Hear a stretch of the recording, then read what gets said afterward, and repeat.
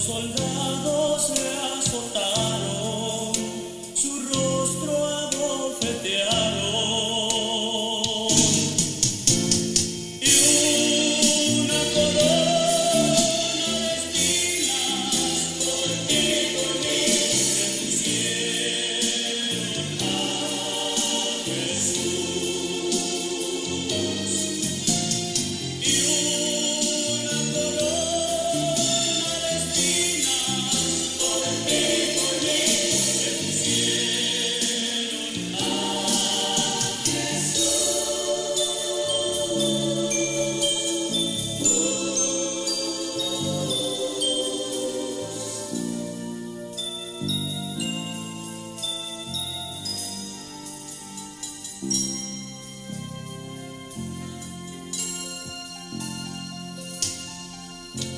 Amigo mío, ¿dónde está tu fe? ¿Dónde está? ¿Dónde está?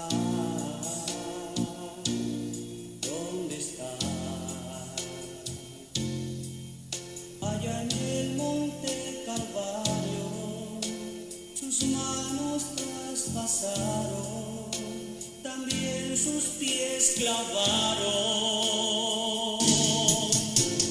Y una lanza en su costado, por ti, por mí, le clavaron a Jesús. Y una lanza en su costado, por ti, por mí, le clavaron a Jesús. Amigo mío, ¿dónde está tu fe? ¿Dónde está? ¿Dónde está? ¿Dónde está? ¿Le aceptarás o le rechazarás? Piénsalo bien. Él murió por ti en la cruz. Él es nuestro Salvador y Redentor. Él murió por ti en la cruz. Él es nuestro Salvador.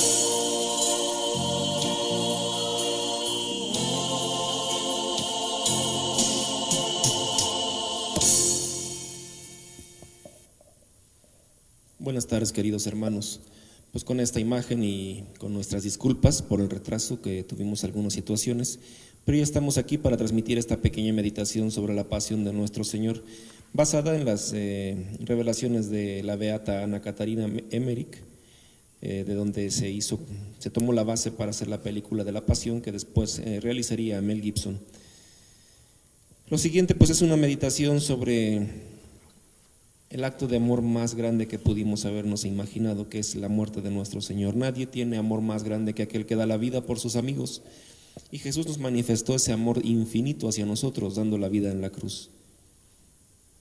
Ya en su casa, con calma, les recomiendo que lean el capítulo 53 del profeta Isaías, donde se anticipa la muerte de nuestro Señor. Vamos a ir viendo algunas imágenes de la película, no toda la película, sino algunas cosas que se seleccionaron para que podamos ir comentándolas en este momento. Comenzamos.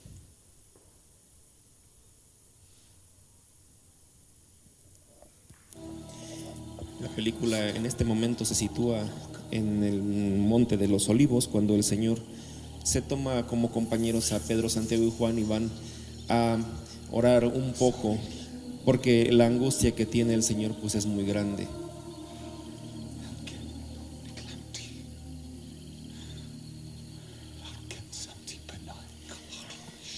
Recordando que la naturaleza de nuestro Señor tiene doble naturaleza, verdadero Dios y verdadero hombre, y por lo mismo su naturaleza humana sufría, se angustiaba ante lo que le venía encima, ante lo que le venía enfrente. Por esta razón es que Él sufre y está en este momento con su corazón angustiado, porque en un momento más Él cargará con el peso del pecado de todos nosotros, de todo el mundo presente para Él, pasado y futuro, donde entramos nosotros.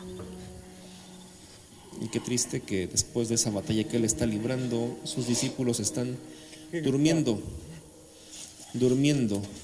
y no tendríamos quizá que cuestionarnos nosotros lo mismo. Mientras el Señor lucha por salvar almas, la iglesia, parte de la iglesia duerme. ¿Dónde estaremos nosotros? ¿Al lado de Jesús tratando de salvar almas o durmiendo como los discípulos que no fueron capaces de orar una hora con Él?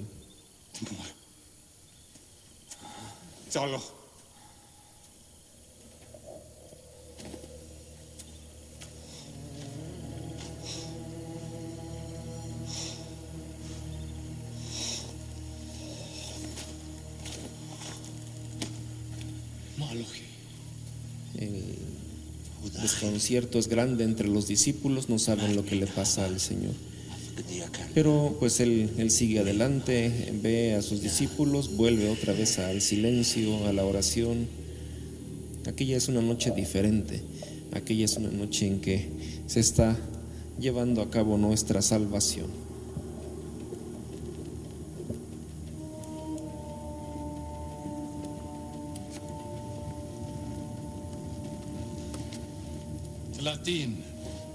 Latin, Yehuda.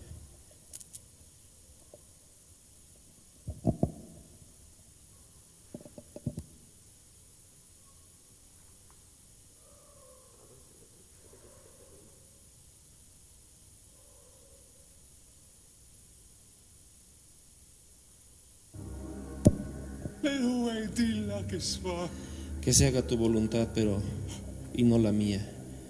El Señor sufre por todo lo que le viene encima aquí en el huerto de los olivos, donde se está decidiendo la suerte de la humanidad. Nuestra salvación está dependiendo de esa firmeza de nuestro Señor. Y ya desde ahí y siempre el demonio estuvo acechándolo, porque pues buscaba tentarlo a modo que el Señor no pudiera superar esta prueba y nos perdiera, o no nos salvara, no nos perdiera, ya nos hayamos perdido nosotros solos, que no nos salvara.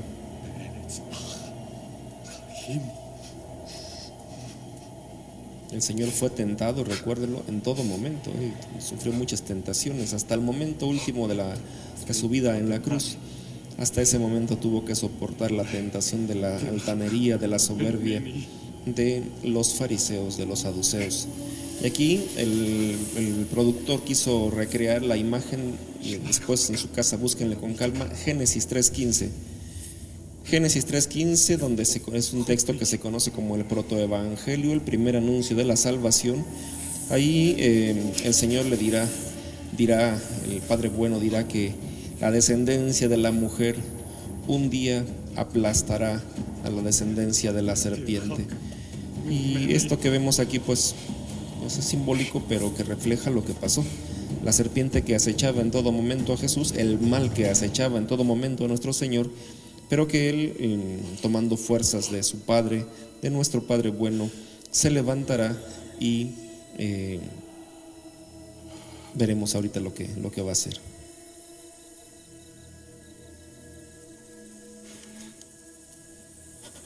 Génesis 3:15, para que después lo busquen ustedes. Aquí nuestro productor, vamos a ver si lo pone. Ahí aplasta la cabeza ya de la serpiente. Ese es el texto que nos dejó Génesis 3:15. Ahí ya al monte de los olivos, llega Judas con los soldados para prender a nuestro Señor. Cuando una vez que es aprendido nuestro Señor, lo llevan a la Torre Antonia, una especie de zona militar en donde estaban los romanos que dominaban esa región. Ahí encontramos a Pilato, que le están informando que hay un tumulto ya porque han detenido a Jesucristo. Primero ahí lo llevan con el Sanedrín, con los judíos, para que vean Amrin dian la justicia de ellos. Y le empiezan a llover acusaciones falsas. من مندي مالكينته أناخلي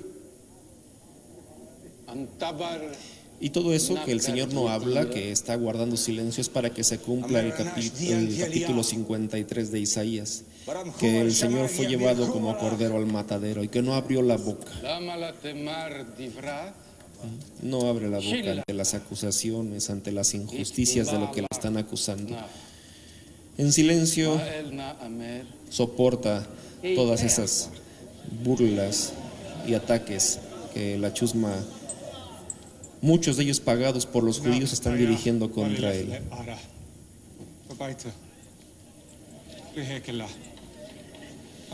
La característica de estas películas de Mel Gibson pues es que está usando los idiomas originales. En ese momento el Señor está hablando en arameo, que era la lengua que usaban ellos ahí.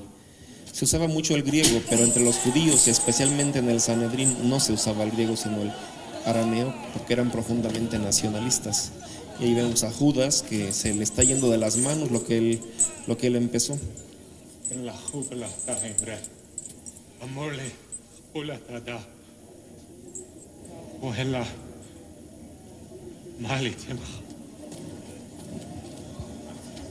اسمه شيلاتك أمير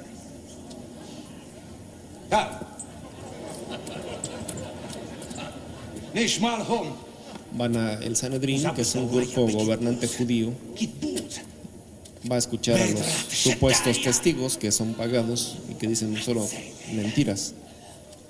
راش شدين بكرة شدايا Y tan absurdo es este juicio. Este juicio se ha analizado desde muchos puntos de vista, jurídicos por supuesto, y se encuentra uno que pues es un juicio totalmente fuera de la legalidad judía. No podían enjuiciar en la noche, tenían que avisar con anticipación del juicio para que todo el Sanedrín estuviera presente. En ese momento no estaba todo el Sanedrín presente. O sea, está lleno de irregularidades jurídicas de acuerdo a la ley judía. Entonces, por eso, incluso algunos de los judíos, este es el sumo sacerdote, algunos judíos de los del Sanedrín van a llamar a cordura. Están diciendo que no está muy bien todo ese juicio llevado. Por eso están pidiendo que den juez cosas serias. Ahí está uno, haciendo notar las contradicciones, la falta de legalidad de ese juicio. Dentro del Sanedrín se encontraban, especialmente se sabe, seguramente más, pero se sabe al menos dos amigos del Señor. Uno que era Nicodemo y otro que era José de Arimatea. Seguramente algunos de estos que están hablando son ellos dos. Nicodemo, que escuchaba las enseñanzas del Señor, dice el capítulo 3 de San Juan, y José de Arimatea, que era la persona que le prestó su sepulcro para que ahí lo sepultaran.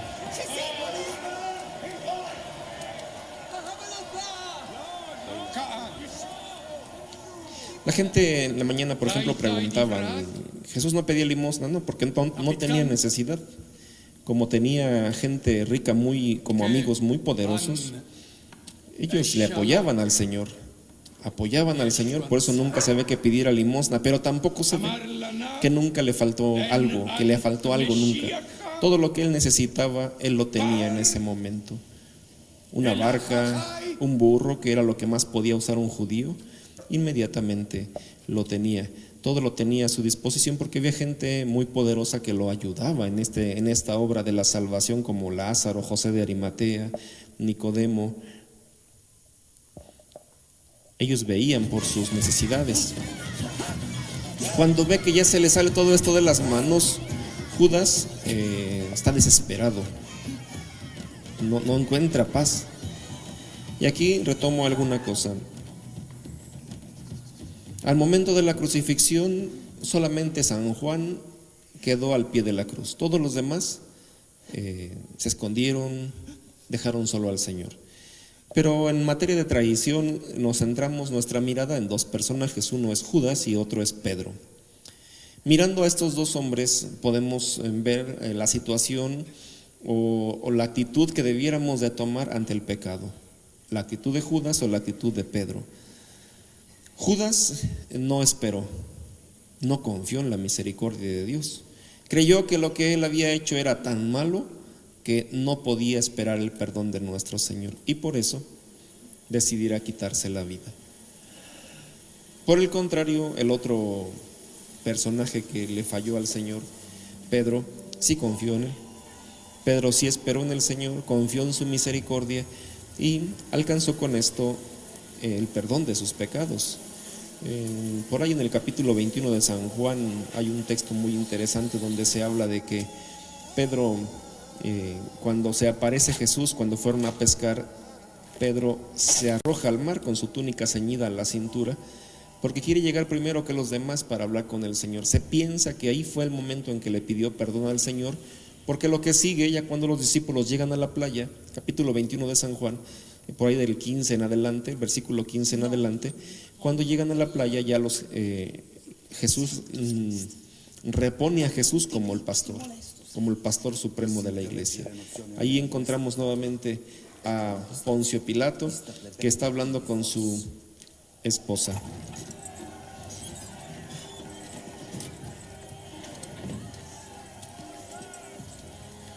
Ahí están entrando a la zona militar esta romana que les platicaba, la Torre Antonia, donde estaban los romanos. Llevan a Jesús porque los romanos, que son la potencia dominante, no le han dado permiso a los judíos de sacrificar gente, de matar gente, aunque la ley judía lo permite. Los romanos no se los permiten apenas que ellos les den permiso, de otra manera no. Aquí está Pilato, está un comandante suyo, Abenader, y ahora van a empezar a hablar en latín. Esto no es hebreo, pero entre ellos van a hablar en latín en un momento más. ¿De qué acusan a este hombre? להן להוות עבד רשע, לתבנה ללקום. דקלרי שאלת, למה לשכתים לך על דתקון? קונסול, תנדע ללהוות על דתנה. משפט אנש למות. No están autorizados a darle muerte a nadie. Muerte, pues ¿qué hizo este para merecer la muerte? חלל שפטנה, קונסול. תעשה. אסיר לעם. O sea, Pilato está extrañadísimo de que quieran la muerte para nuestro Señor. Y ahí está, sostenido por el Espíritu Santo.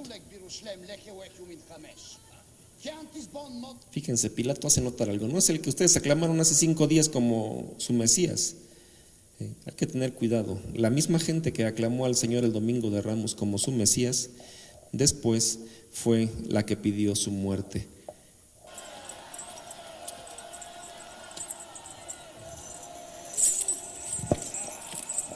Viendo que ya viene la Pascua, que está muy cerca, entonces Pilato va a querer salvar al Señor Jesús y por eso va a presentar una elección. ¿A cuál de los dos quieren que salve? ¿Al asesino Barrabás o a Jesús de Nazaret? La ley le permite salvar de alguna persona, perdonarle la vida, y lo que escucha es que no lo cree ni Barrabás. Los judíos están pidiendo la muerte de Jesús, están dejando libre a Barrabás. Barrabás, por ahí se dice que es una palabra compuesta. Pilato quiere reafirmar, piensan que no entendió bien la gente. Pregunta otra vez, ¿a cuál quieren que dejen libre? Deja libre a Barrabás. Se dice que Barrabás es una palabra compuesta, Bar-Abá, que quiere decir hijo del Padre. Bar es hijo, Abba, padre, Bar Abba, el hijo del Padre, para que simbólicamente se diga que ahí Jesús tomó el lugar de Bar Abba, de Barrabás, el hijo del Padre, de nosotros. Ahí Jesús en nosotros mira a Barrabás, nosotros estaríamos representados allí en Barrabás. El que tenía que morir era Barrabás o nosotros por nuestros pecados, y quiso entregar la vida a Jesús por nuestra salvación.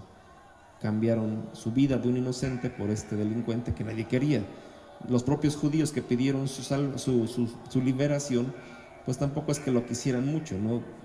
Pero era más el odio que los sumos sacerdotes le tenían a Jesús, con el que asusaron a la plebe para que pidiera la muerte de Jesús. ¿Qué quieren que haga con Jesús de Nazaret? Crucifíquenlo. Miren la cara de Pilato, la extrañeza.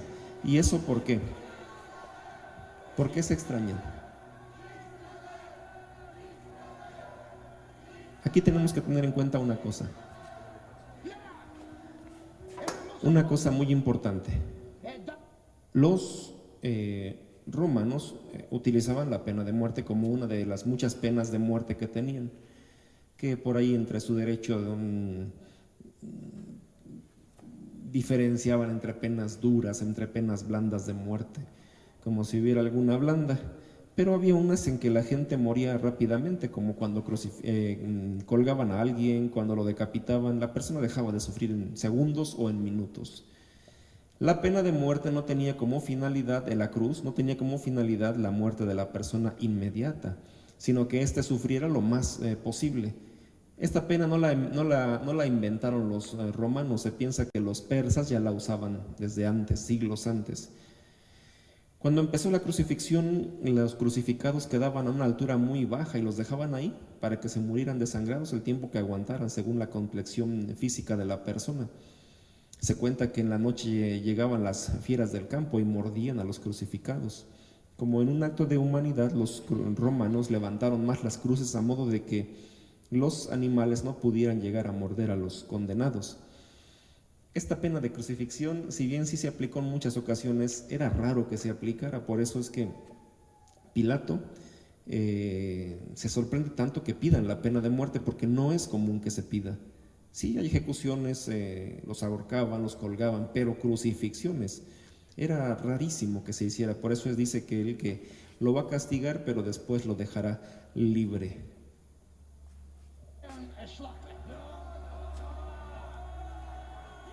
Pero ya los sumos sacerdotes habían pagado para que pidieran la muerte de Jesús. Que el castigo sea severo, pero no dejes que lo maten. Y entonces, ¿qué vamos a ver? Vamos a ver ahorita que va a ser lo que conocemos como la flagelación. La flagelación. ¿Y qué pasa ahí?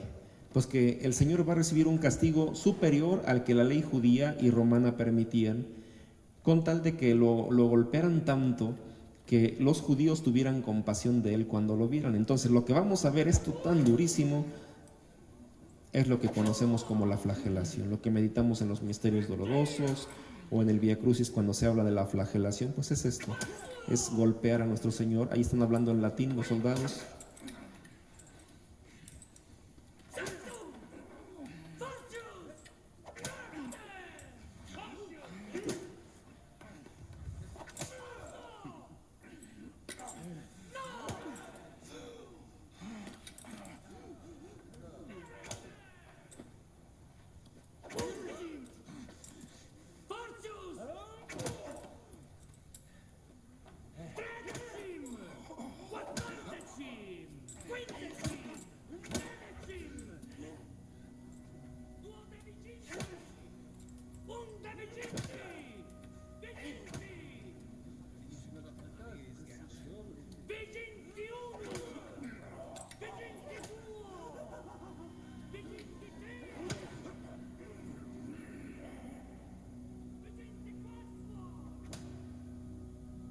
Y el demonio siempre acechando a nuestro Señor, que soportaba todo eso porque sabía que lo íbamos a necesitar nosotros, que se está quedando ahí en esa columna que todavía existe, que se conserva en la Basílica del Santo Sepulcro y que la tenemos en el área latina, en la zona que nos corresponde a nosotros los católicos latinos.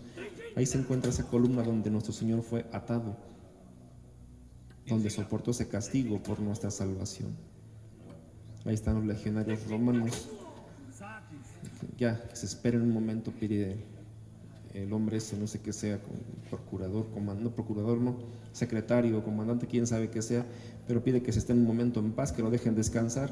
Suficiente, más bien los que quieren descansar son los soldados que lo están golpeando, y el Señor está abatido, pero siempre sostenido por su madre. Vayan notando esto. La Santísima Virgen siempre acompañó a nuestro Señor, jamás lo dejó solo. Y los romanos no pueden ver, no pueden creer lo que está pasando. El Señor se está poniendo de pie para que lo sigan castigando. No puede ser, esto es increíble, dicen los soldados.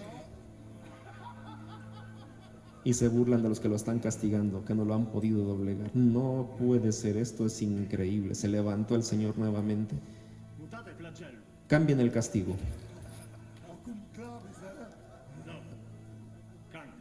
Cámbienlo. Ahora van a usar otros. Van a usar otros modos para castigar a nuestro Señor. Miren todo lo que está sufriendo María, para que después expertos en Biblia salgan con que la Virgen es una mujer como las demás. Cuánta ignorancia. ¿Qué significaría para María estar viendo cómo despedazaban a su hijo, cómo lo hacían sufrir de esa manera? Si las mujeres en Jerusalén, solo al mirar a Jesús, se pusieron a llorar, ¿qué sentiría María cuando mira lo que le están haciendo a su hijo?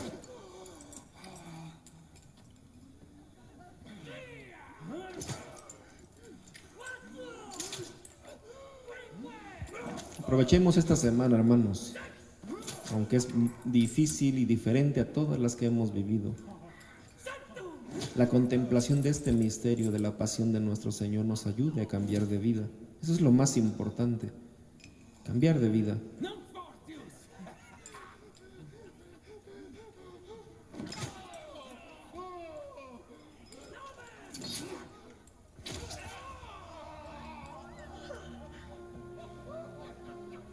Cada pecado nuestro es ese latigazo que se le está dando a nuestro Señor, y lo soportó por nosotros porque nos ama. A su amor debemos de corresponder con amor, cambiando nuestra vida, corrigiendo todo aquello que nosotros sabemos que no está bien. Pidámosle a Él la fuerza para poder hacerlo.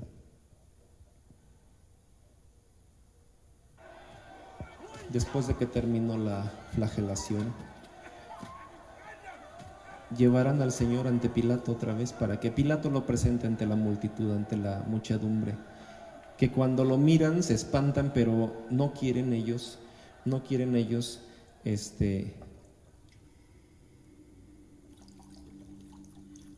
cambiar su vida por nada, quieren el castigo.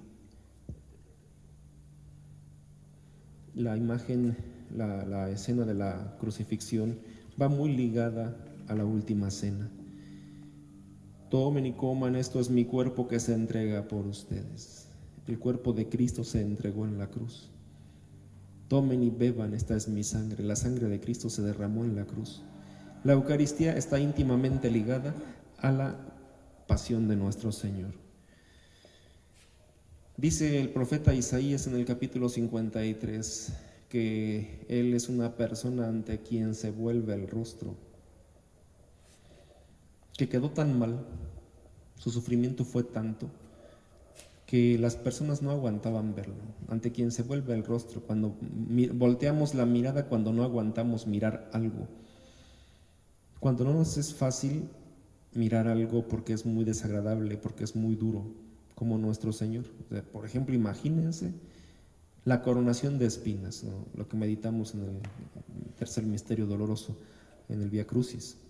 Coronación de espinas. No solamente fue poner una espina y una corona de espinas encima de su cabeza, es incrustarla en su cuero cabelludo, meterla a palazos. No lo saltamos eso, pero a palazos metieron esa corona en su cabeza, de modo de que después él caía y lo golpeaban y la corona jamás se cayó porque ya estaba metida en su cuero cabelludo. Imagínense el profundo dolor que está sintiendo nuestro Señor en ese momento. Después, en esa zona de Israel, en Jerusalén, son unos calores muy terribles por la época en que fue, pues estaban como nosotros en estos calores que tenemos ahorita. Una persona común, pues ante el calor, al aire libre, al descubierto, pues empieza a sudar. Yo no sé si a alguien de ustedes le ha caído sudor en alguna herida. la manera en cómo arde. Imagínense, el Señor está sudando y el sudor está entrando en todas sus heridas, el dolor tan profundo que está padeciendo por nuestra salvación. Pilato pues se lava las manos porque él no quiere tener que ver en la muerte de ese justo. Antun techeon di bain mitzlaveh. Avudulek Antun. Anazaku min dama di anasham.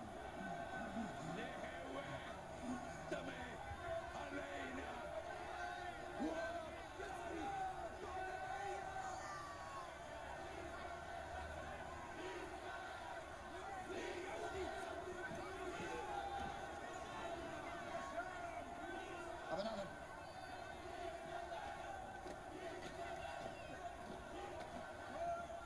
Fuck kontrollen.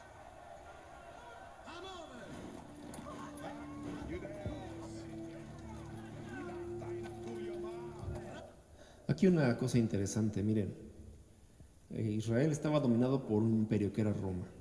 Roma tenía muchas restricciones para los judíos. Por ejemplo, una de ellas era que los judíos, por mucho dinero que tuvieran, no podían comprar un caballo, no podían usar un caballo.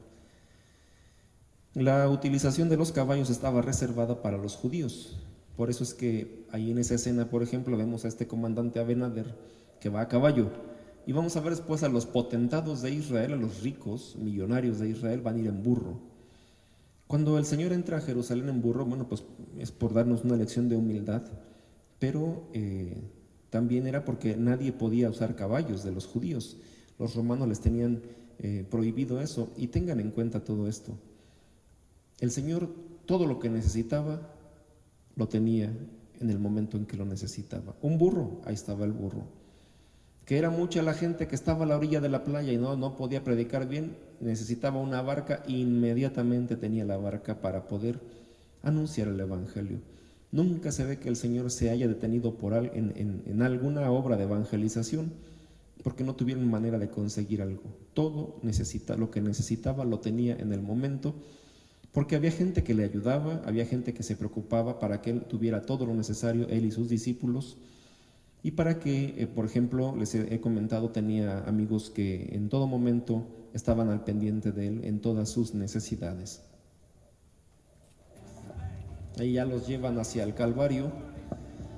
Ahí está la Santísima Virgen, San Juan, Santa María Magdalena. Van saliendo de las murallas de Jerusalén y ahí está la cruz de nuestro Señor.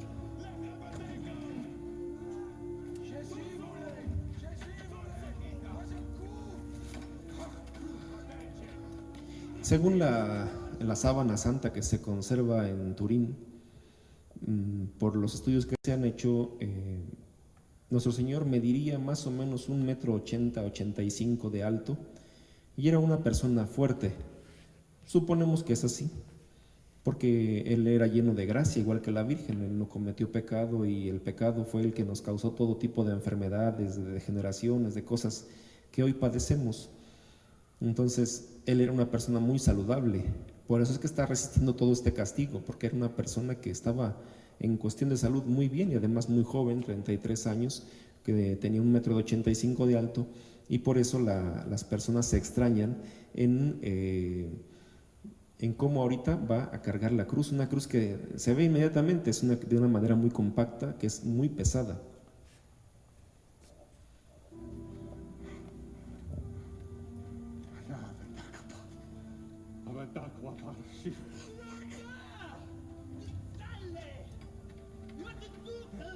Y ahí va en medio de dos ladrones que van a compartir el suplicio. Y ahí tendremos que ver nosotros que ante la cruz de Cristo siempre hay dos caminos. Ante la cruz, ante Jesús, o se le ataca o se acepta la salvación que brota de la cruz. ¿Qué es lo que está pasando ahorita? Ante lo que está pasando, la gente sigue atacando a Cristo, atacando a la iglesia, pero también hay mucha gente que ante esta cruz que se nos está presentando está encontrando caminos de salvación. La cruz divide la humanidad, y ahí lo vemos representado en los ladrones. Uno se salvó ante la cruz y el otro se condenó. La cruz no puede permanecer indiferente ante nadie. Nadie puede permanecer indiferente ante la cruz. Y el Señor sigue ligando sus recuerdos de la última cena con lo que le está tocando vivir en ese momento. No por nada, uno de los nombres de la Santa Misa es el Santo Sacrificio, porque en cada misa se actualiza la muerte de Cristo en la cruz. Y ahí recuerda él cómo presentaron el pan que se entrega por la vida del mundo. Él es el pan vivo que baja del cielo para darnos vida. Y ahí está San Juan, el de la invencible fidelidad, el apóstol que estuvo con Jesús siempre y el único que no murió martirizado, que murió ya mayor, ya anciano. Muchas veces lo intentaron matar, pero no lo lograron. Los soldados se burlan de él. Rey nobis, rey nuestro. Se burlan porque él se ostentó como rey. Y entonces se están burlando. Rey nuestro.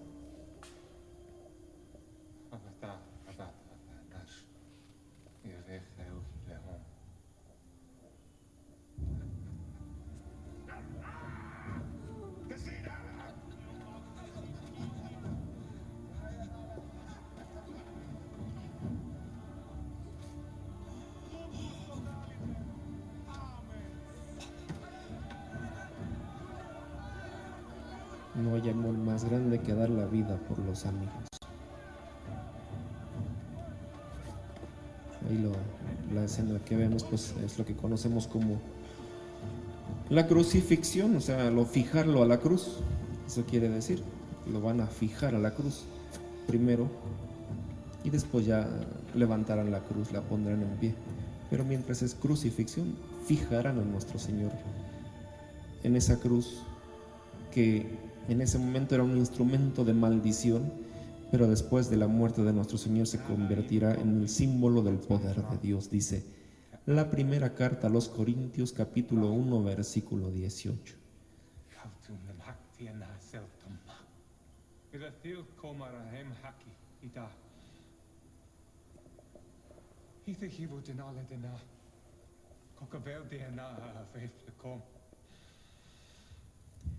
Me ha tocado acompañar hermanos que en el momento de su muerte estamos ahí, y es muy interesante que casi todos coinciden en las recomendaciones que les dan a sus parientes. Casi siempre son hijos, su esposa, esposo. Pues es que se amen, que se cuiden, que se quieran, que se respeten, que se perdonen muchas veces. Me ha tocado ver hermanos que pues ahí ante el agonizante, su papá, su mamá, se reconcilian, porque el papá, la mamá no se quieren ir dejando a sus hijos peleados. Y aquí estamos viendo al Señor cómo está recordando ante la cruz ya para morir. Recuerda el testamento espiritual que nos dejó a todos nosotros, sus discípulos. Antes de morir nos recuerda la última voluntad de Él, moribundo. Nos recuerda, recuerden el mandamiento nuevo que les he dado: ámense los unos a los otros, ámense los unos a los otros, pero no como las tonterías de las telenovelas. Si tuviéramos duda cómo debemos de amar, el Señor mismo lo dice: como yo los he amado, como yo los he amado, que fue incluso a dar la vida en la cruz por nuestra salvación. El Evangelio dirá que no teniendo nada más que darnos, Jesús se entregó a sí mismo. Así quiere que nosotros nos amemos, que el esposo ame a su esposa como Jesús nos amó a todos nosotros, que la esposa ame a su esposo, a sus hijos, que entre hermanos nos amemos, que hagamos el esfuerzo de mirar más las cosas buenas y positivas que todos tenemos y dejar un poco de lado lo negativo que también todos tenemos. Cristo quiere que nos amemos, y ahí será la manera en cómo nos vamos a reconocer como sus discípulos, amándonos.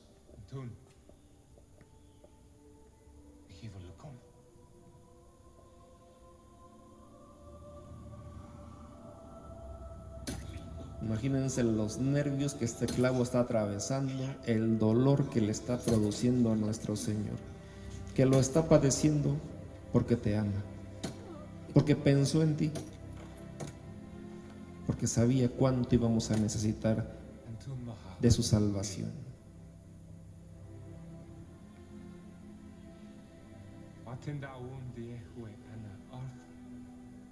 Koste.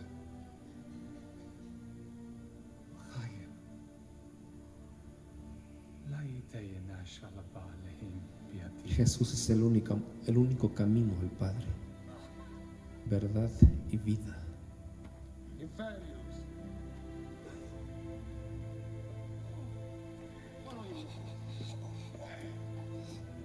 Tengan presente, el suplicio de la cruz no tenía como finalidad matar inmediatamente a la persona, sino que ésta sufriera el más tiempo posible. Para lograr eso, que la mano del Señor llegue hasta ese hueco donde va a ir el clavo, pues seguramente dislocaron huesos.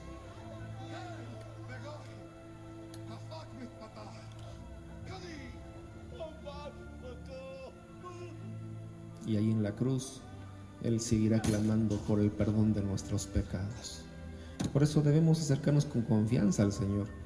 Jamás decir lo que por ahí, hermanitos, pues que no han tenido una experiencia de Dios, dicen tristemente.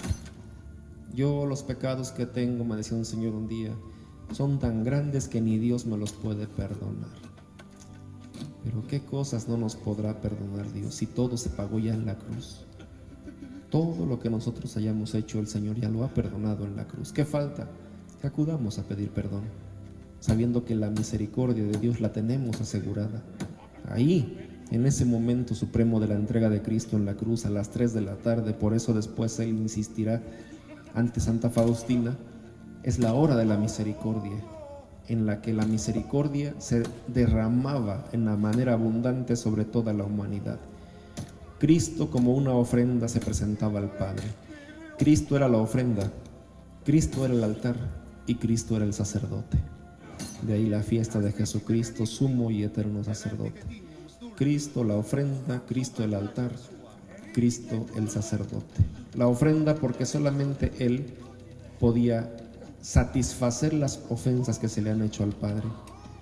Sacerdote porque a nombre de la humanidad se presentaba a sí mismo como una ofrenda agradable, una ofrenda que traería salvación para todos nosotros.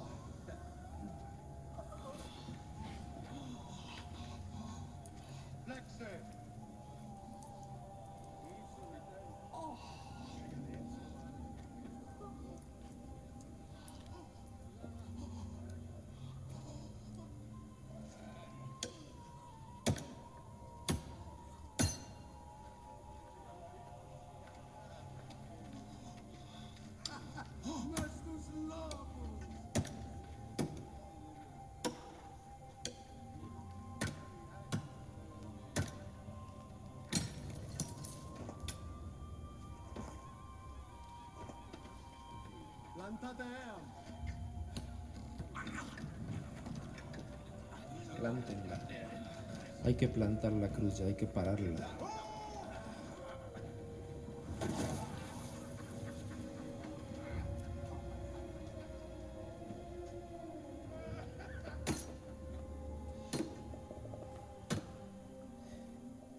Ahí ya veíamos hace un momento el letrero que se estaba poniendo sobre nuestro Señor. El letrero que dicen los evangelistas se puso en 3 idiomas y que decía: Jesús de Nazaret, Rey de los judíos, en arameo, en griego y en latín. Hoy nosotros solamente conservamos las iniciales en latín, INRI, Iesus Nazarenus Rex Iudeaorum. Ellos no tienen la J, los latinos no tienen J, usan la I latina, a diferencia de la I griega que usaban pues los griegos.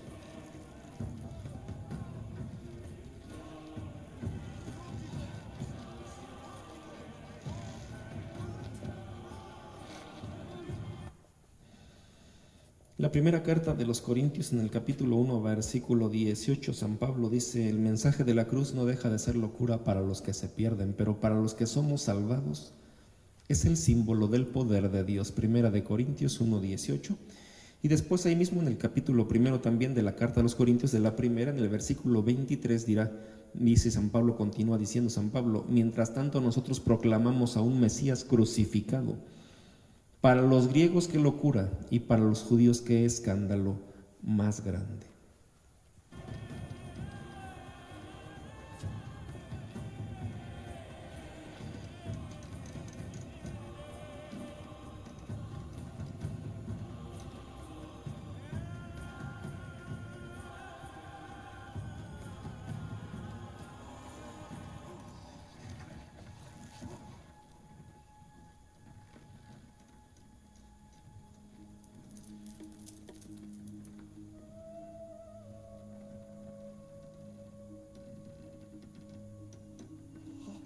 Imagínense a María mirando a su hijo.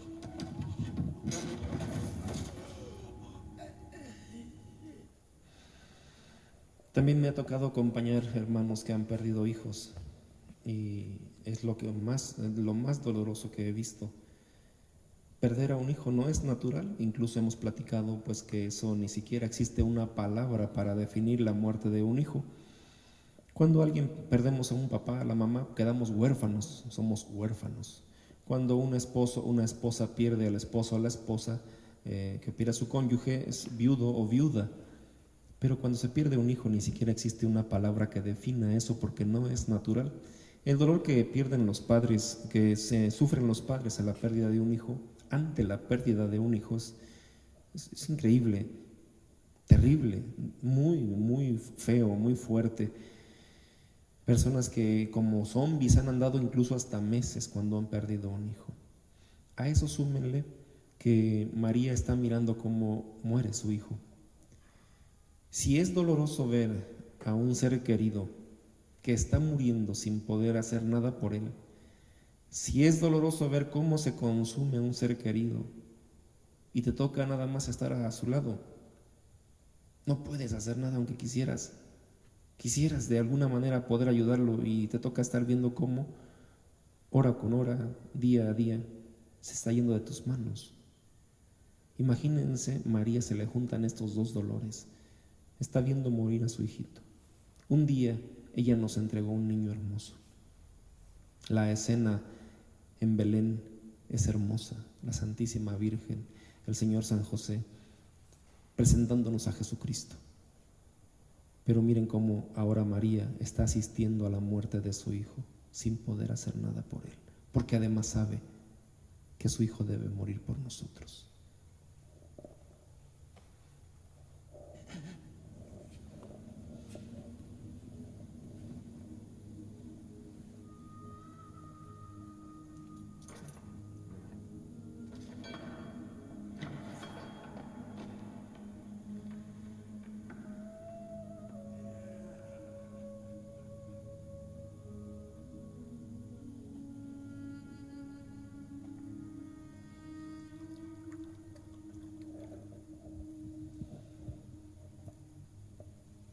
Bilo, stijl, de nademi, de breitha, gadatha, die hible kon wotra bin, die mashle. Recuerden, hermanos, ahora que Dios nos permita volver a participar en la Eucaristía, en cada misa se actualiza la muerte de Cristo en la cruz. Recuerden eso. De ahí la insistencia que participemos lo mejor posible en cada Eucaristía, porque en cada una de ellas se renueva el sacrificio de Cristo en la cruz, pero, decía el Concilio de Trento, el Catecismo Mayor Romano también, pero sin derramamiento de sangre. Sacrificio incruento, sin derramamiento de sangre. Qué triste que cuando teníamos la posibilidad de participar en la Santa Misa, pues hermanos que llegaban a la mitad de la misa y todavía llegaban sintiendo con que le estaban haciendo un favor a Dios, interrumpiendo a todos, cruzándose como si no hubiera nadie, con la cabeza, los hombres con la cabeza cubierta, había que estarles diciendo que se quitaran la gorra porque ya estaba la misa, todavía se enojaban. Estos días en que no tenemos esta posibilidad de participar de la Santa Eucaristía, sirva para que valoremos más y que a la próxima vez que podamos ir, lo hagamos de una manera diferente, sabiendo a qué asistimos. Asistimos otra vez a renovar lo que estamos viendo en esta transmisión, en este momento, a renovar la muerte de Cristo en la cruz por nuestra salvación.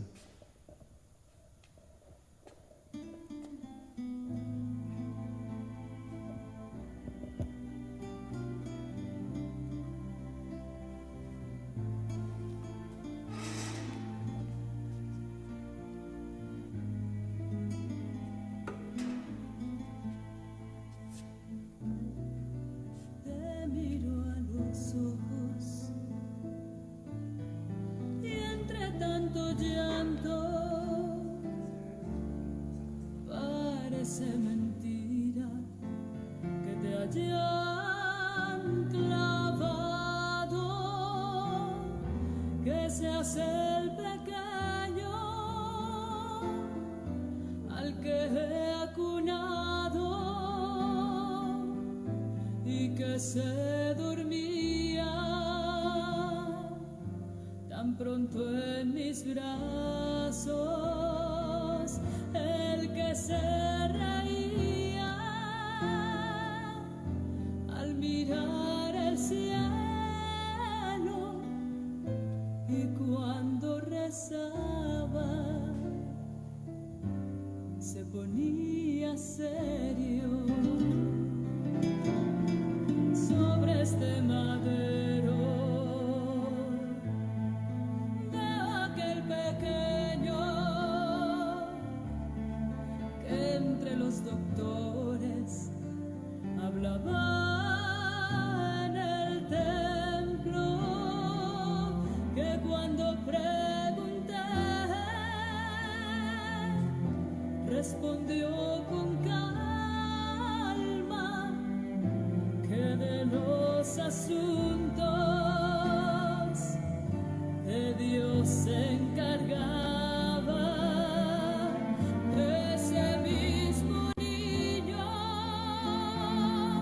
el que está en la cruz, el Rey de los hombres, se llama Jesús.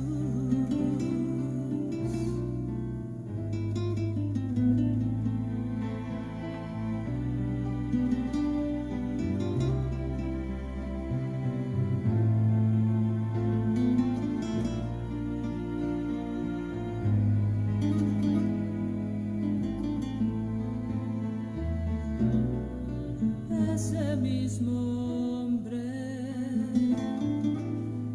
ya no era un niño cuando en esa boda le pedí más vino, que dio de comer a un millar de gente y a pobres y enfermos los miró de frente. Río con aquellos a quienes más quiso y lloró en silencio al morir su amigo.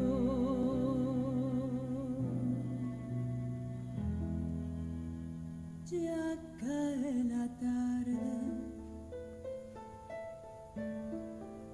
se nublan los cielos,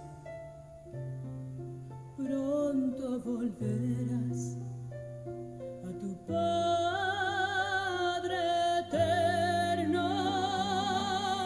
Duérmete, pequeño, duérmete, mi niño, que yo te he entregado toda mi cariño, como en Nazaret. Aquella mañana, he aquí tu sierva, he aquí tu esclava.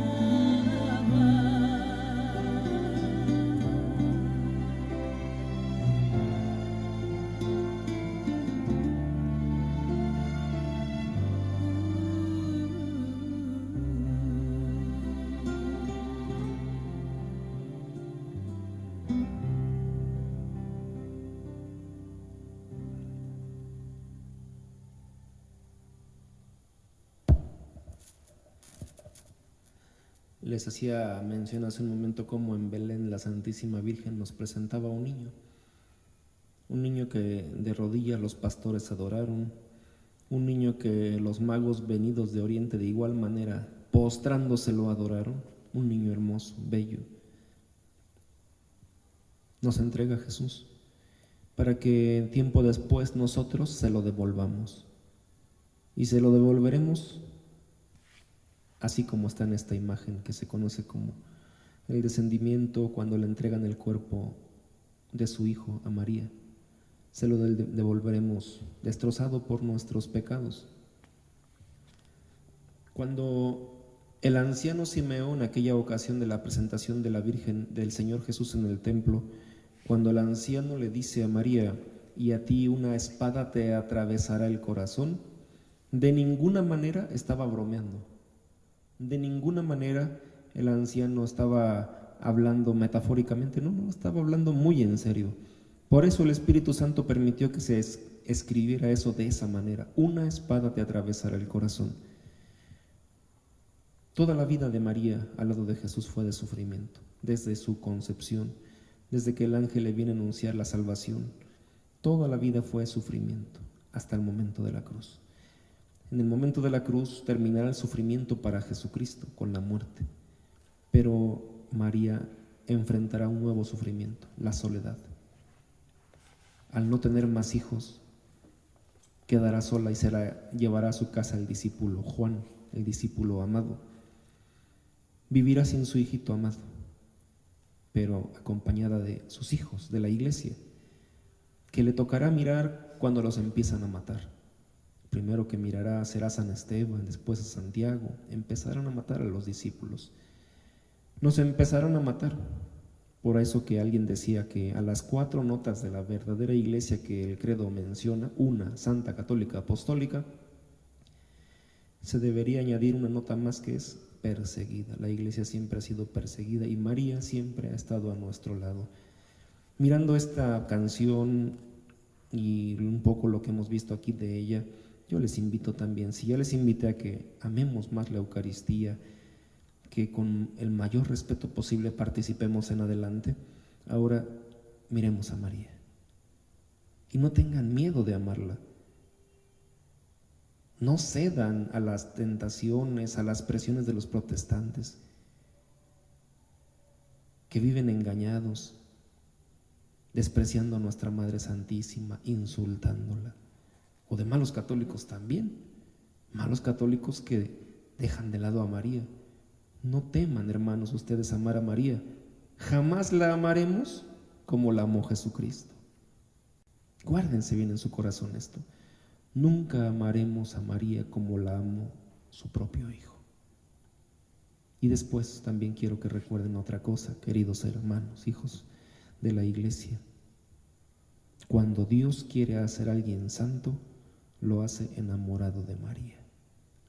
Acuérdense de esto. María es el ejemplo de todas las virtudes, el modelo de todas las virtudes. Cuando Dios quiere hacer a alguien santo, lo hace enamorado de María. Por eso no hay que resaltar el rosario, que nunca nos falte el Santo Rosario, la devoción a nuestra Madre Santísima, que vela siempre por nosotros, porque es el auxilio de los cristianos, el refugio de los pecadores, el consuelo de los afligidos, la salud de los enfermos.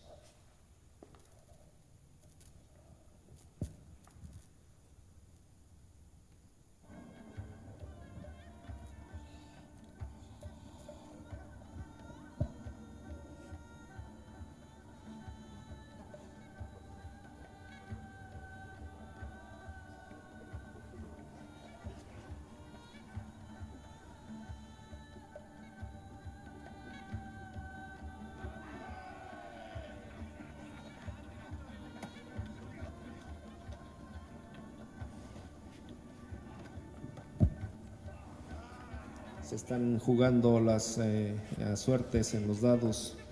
La túnica del Señor, que era una túnica muy especial, solamente en ese momento había 2 túnicas iguales en Jerusalén. Una la tenía el sumo sacerdote y el otro la tenía el Señor Jesús. El Señor vivió como pobre, pero siempre tuvo todo lo necesario. Se van a jugar la túnica porque prefieren que antes de cortarla y que pierda su enorme valor, alguien la use, la venda y gane el dinero que corresponda a esa túnica tan cara que es.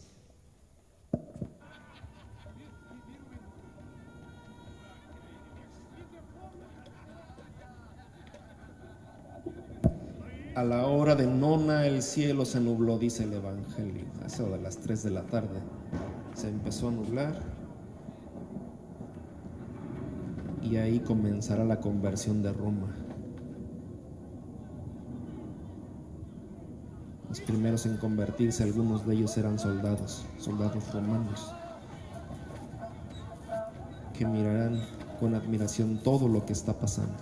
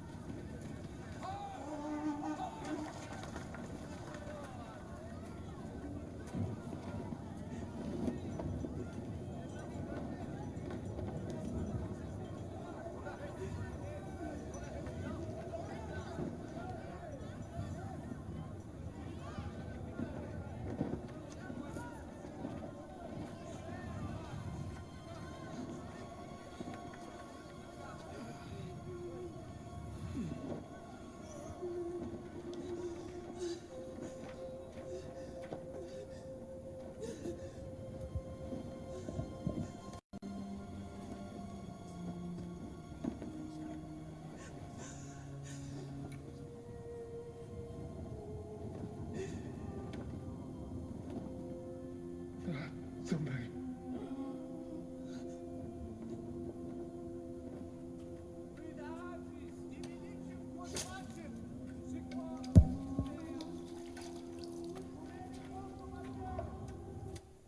Tiene sed. Esto es normal. Desde la noche anterior ha sido maltratado. Desde la noche anterior, en la flagelación, en los golpes que le dieron, durante todo ese trayecto ha perdido mucha sangre. Normal que tenga sed. Los romanos, en un acto de compasión, de misericordia, al agua que le daban a los condenados, a los crucificados, le ponen como una especie de droga para que aminorara su dolor. De ahí que lo que vamos a ver ahorita, que cuando el Señor prueba el líquido de que lleva esa esponja y siente que no es agua sola, rechazará el agua, porque Él quiere sufrir al máximo por cada uno de nuestros pecados. Y acuérdense, yo les recuerdo, les invito otra vez a que lean el capítulo 53 de Isaías, y dice que en la sangre del Cordero han sido lavadas todas nuestras culpas. Hermanos que se sienten pecadores, que nos sentimos que le hemos fallado a Dios, no debemos de desesperar nunca, porque en la cruz encontramos la misericordia que necesitamos.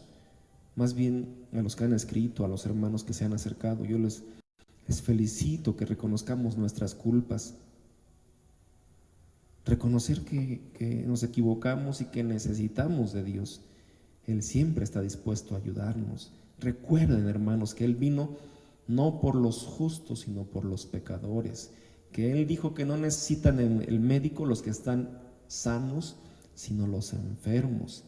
Que Dios no quiere la muerte del pecador, sino que se arrepienta y que viva. En Cristo tendremos vida. En la sangre de Cristo se lavaron todas nuestras culpas.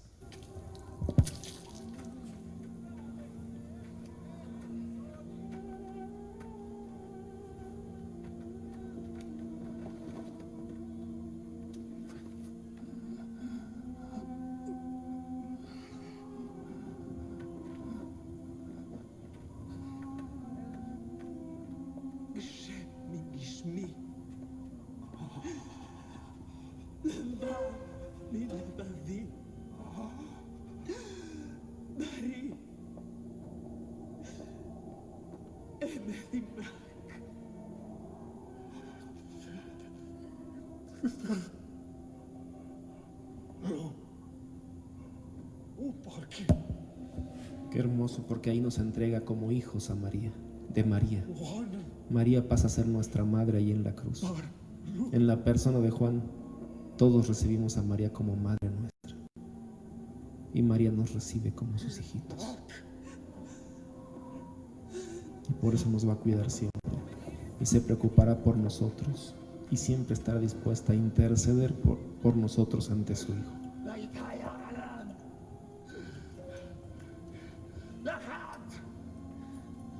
Yes! Ante la cruz, la rebelión, la soberbia, el rechazo, por una parte, y por la otra, la aceptación.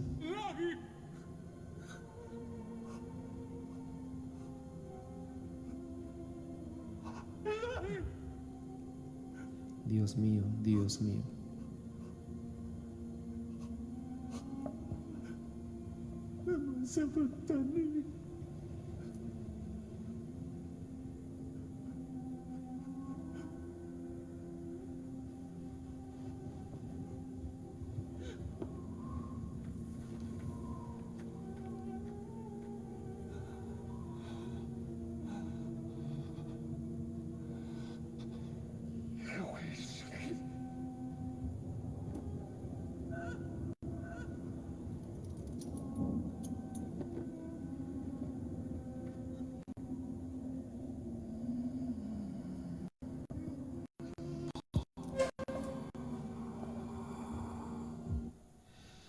El Evangelio dice ahí que Jesús en ese momento, dando un fuerte grito, expiró.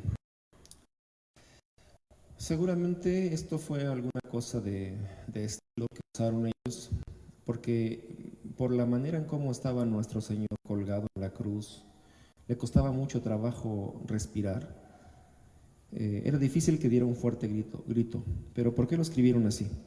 En el Imperio Romano se permitían, como ya dije, las muertes.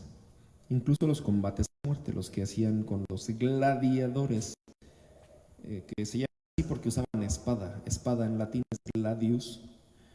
Y de ahí viene gladiadores, los que se peleaban con espadas, a espadazos. De ahí viene, por ejemplo, la palabra gladiola, la planta, la flor aquella que usamos, porque tiene forma así como de espada.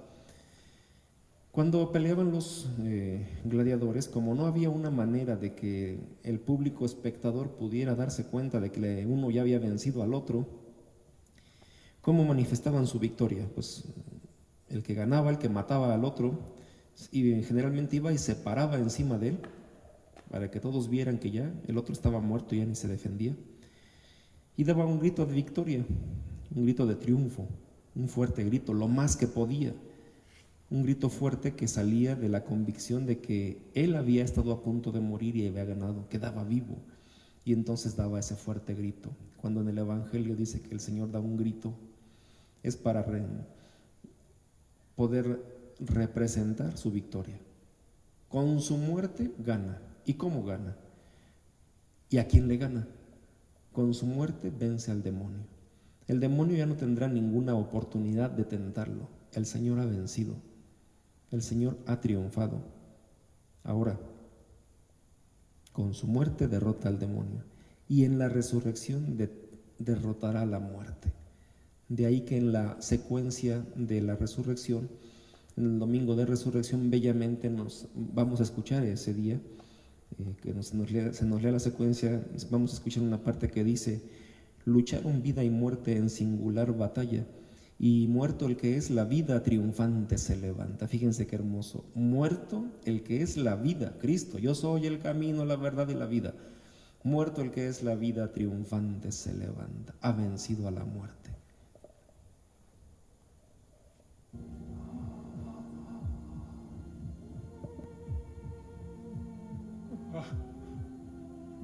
They're dead.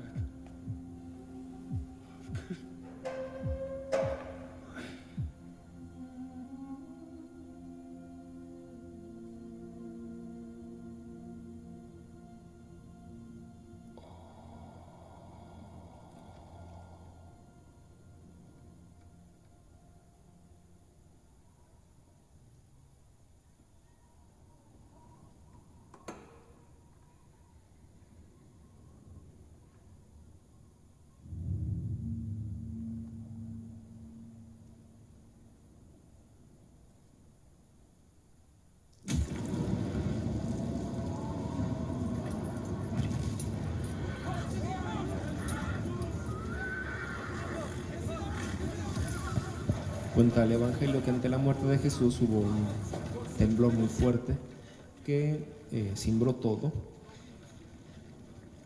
y simbólicamente ahí Mel Gibson lo presenta cuando se refiere al templo. En un momento más va a aparecer: se rasgan los mantos, los lienzos del templo, como para decir que el templo que representaba a la antigua alianza ha terminado. Entonces los romanos tienen que acelerar todo. No pueden quedar personas sin ser sepultadas. Tienen que sepultarlos a todos. Pero aquí no se han muerto, salvo el Señor. Los demás están vivos. Y entonces, ¿qué piden los romanos? Que les quiebren los huesos. ¿Y eso para qué? Pues para que se les produzcan hemorragias internas que aceleren su muerte. Acelerar la muerte y puedan bajarlos de la cruz y sepultarlos. A los ladrones les quiebran los huesos de las piernas, pero cuando llegan con el Señor, pues Él ya está muerto. Ya no hay necesidad de matarlo. Él ya ha dado la vida. Aquí también quiero que noten otra cosa. Ante la cruz, he dicho que se toman dos actitudes, pero se me pasó una. Ante la cruz se pueden tomar tres actitudes. Una, la de Jesús, que hizo de su cruz salvación para la humanidad. Dos, el mal ladrón, que rechazó la cruz, que blasfemó, que su soberbia lo llevó a rechazar todo y fue condenación para él. Y ante la cruz un tercer camino se abre y es el del buen ladrón, que aceptó la voluntad de Dios. Ante la cruz se arrepintió y clamó por el perdón de sus pecados. Clamó y Dios lo escuchó. Cuando Jesús le dice, el ladrón le dice a Jesús: acuérdate de mí cuando estés en tu reino. El Señor le dirá: verdaderamente te digo que hoy mismo, ese Viernes Santo, hoy mismo estarás conmigo en el paraíso. Y con este acto de confianza en Dios, que es muy importante, el ladrón creyó en Jesús cuando estaba crucificado, deshecho a golpes, bañado en sangre. Lo que no pudieron hacer sus discípulos, que mirando todos los milagros que hacía el Señor, no fueron capaces de creer en Él, el ladrón lo hizo en la cruz. Por eso es que el Señor le permite ganar la gloria anticipadamente. Y en el último momento de su vida se salva y se anticipa a todos los santos a todos los justos de la antigüedad que habían esperado la muerte del Señor para su salvación. Cristo le da la salvación a todos al otro día, el sábado que conocemos como de gloria, porque ese día esa noche se abre la gloria. Cuando Él resucita se abre la gloria para todos los que se habían esperado antes que Él. Antes que Él no se había salvado nadie. Necesitaban de la sangre redentora de Jesucristo. Antes que Él solamente había llegado uno al cielo, y ese fue el ladrón arrepentido.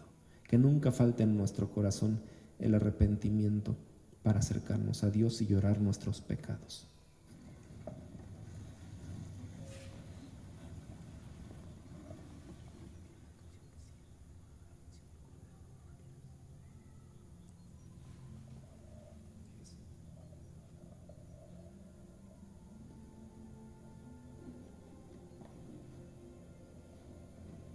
No omitimos también el momento en que el soldado le da la lanzada al costado de nuestro Señor.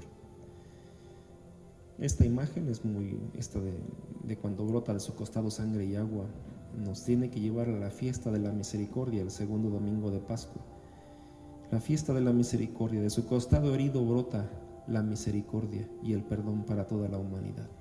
Por eso estos días nos sirvan para aumentar nuestro amor a Dios y nuestra confianza en la salvación que Él nos ofrece. No desfallezcamos, nadie desconfíe de Dios, porque Él es nuestra salvación.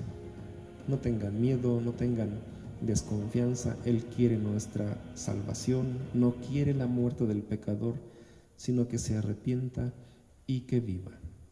Por eso estas meditaciones nos sirvan para el próximo viernes, en que saldremos con las imágenes del Señor, del Nazareno, de la Santísima Virgen de los Dolores, a las calles. No se van a juntar, no van a salir a ningún lugar, solamente se acercarán a las puertas, a sus ventanas, y sin que se mezclen con más gente, pues nos acompañarán en este recorrido por Facebook también, para que podamos acompañar al Señor y recordemos siempre todo esto que hemos estado viviendo en este momento, hermanos. Que sirva todo esto para la gloria de Dios y para el bien de nuestras almas.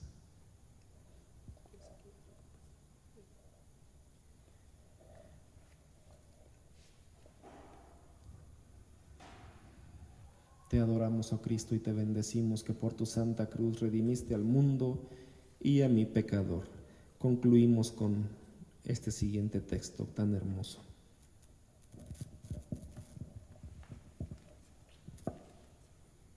Oración al Cristo del Calvario.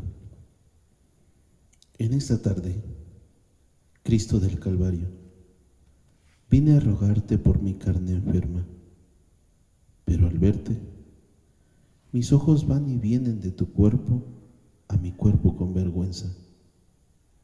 ¿Cómo quejarme de mis pies cansados cuando veo los tuyos destrozados? ¿Cómo mostrarte mis manos vacías cuando las tuyas están llenas de heridas? ¿Cómo explicarte a ti mi soledad cuando en la cruz alzado y solo estás? ¿Cómo explicarte que no tengo amor cuando tú tienes rasgado el corazón? Ahora ya no me acuerdo de nada. Huyeron de mí todas mis dolencias. El ímpetu del ruego que traía se ahoga en la boca pidegüeña. Y solo pido no pedirte nada. Estar aquí, junto a tu imagen muerta. Ir aprendiendo que el dolor es solo la llave santa de tu santa puerta. Amén.